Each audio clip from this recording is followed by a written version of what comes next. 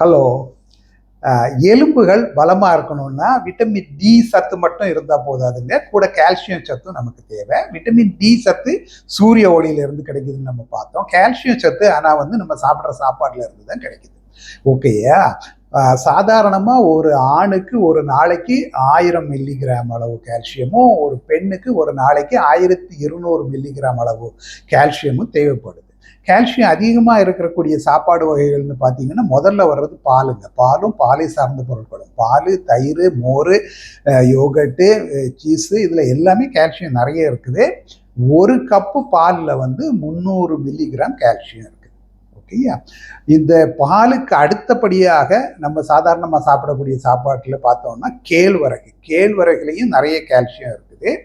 100 gram கேழ்வரகை எடுத்துக்கிட்டீங்கன்னா அதில் 350 milligram அளவுக்கு கால்சியம் இருக்குது. இந்த பால் அதுக்கப்புறம் கேழ்வரகு அதையும் தாண்டி வந்தோம்னு சொன்னால் பாதாம் பருப்பு கொஞ்சம் விலை அதிகம் இருந்தாலும் பாதாம் பருப்பில் 100 கிராம் பாதாம் பருப்பில் 260 மில்லிகிராம் அளவுக்கு கால்சியம் சத்து இருக்குது. இதையும் தாண்டி வந்தோம்னு சொன்னால் பச்சை கீரைகளில் 100 கிராம் கீரையில் 100 மில்லிகிராம் கால்சியம் இருக்குதுங்க. இதெல்லாம் வெஜிடேரியன் ஆளுக்கு.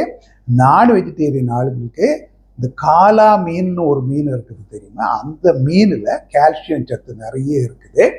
ஸோ அந்த மீனை சாப்பிட்றவங்க அதையும் சாப்பிடலாம். சரியா? எப்படியோ நீங்கள் கால்சியமோ விட்டமின் டியோ உங்கள் உடம்புல போதுமான அளவு இருக்கும்படி பார்த்துக்கிட்டீங்கன்னு சொன்னால் உங்கள் எலும்புகள் நல்ல பலமாக இருக்கும். ஓகே.